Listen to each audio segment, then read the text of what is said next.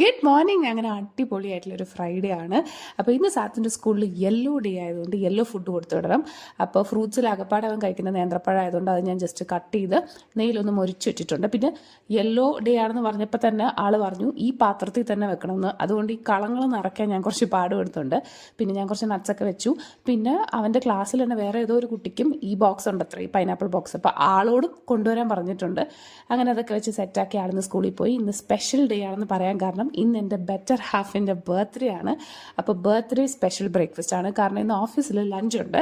അപ്പോൾ ലഞ്ചൊന്നും ഉണ്ടാക്കിയില്ല. അപ്പോൾ ബ്രേക്ക്ഫാസ്റ്റിന് ആൾക്ക് ഏറ്റവും ഇഷ്ടം ഇഡ്ഡലി, സാമ്പാർ, ചട്നി, ഉഴുന്നുവട, കേസരി കൂടി വേണമായിരുന്നു കോംബോ കംപ്ലീറ്റ് ചെയ്യാൻ. പക്ഷേ വേസ്റ്റ് ആവും. അപ്പോൾ കുറച്ച് കഴിക്കും, ബാക്കി എപ്പോഴും വേസ്റ്റ് ആവുന്നതുകൊണ്ട് ഞാൻ ഉണ്ടാക്കിയില്ല. പിന്നെ യൂഷ്വലി നമ്മൾ രാവിലെ എണീറ്റ് കേക്ക് കട്ട് ചെയ്യുന്നതാണ്. പക്ഷേ ഇന്നലെ എനിക്ക് 1 അല്ല 2 അല്ല 3 കേക്ക് ഉണ്ടാക്കാനുണ്ടായിരുന്നതുകൊണ്ട് ഞാൻ പിന്നെ വീട്ടിലേക്കുള്ള കേക്ക് ഉണ്ടാക്കുന്നതിൻ്റെ വീഡിയോ ഞാൻ എന്തായാലും ഷെയർ ചെയ്യും. അപ്പോൾ ഇപ്പോൾ എനിക്ക് തോന്നുന്നു ഈ ഉണ്ടാക്കിയ കേക്കിൻ്റെ വീഡിയോ എടുക്കേണ്ടതായിരുന്നു. ഞാൻ എടുത്തില്ല, ബിക്കോസ് ഇന്നലെ ഭയങ്കര തിരക്കായിരുന്നു. ബട്ട് ഇറ്റ് ലുക്സ് നൈസ് അല്ലേ? റാഫെല്ലോ കേക്കാട്ടോ, 3.5 കിലോയുടെ റാഫെല്ലോ കേക്കാണ്. അപ്പോൾ വീട്ടിലെ കേക്ക് ഉണ്ടാക്കുന്നത് ഞാൻ എന്തായാലും വീഡിയോ ആയിട്ട് ഷെയർ ചെയ്യാം. Okay, by.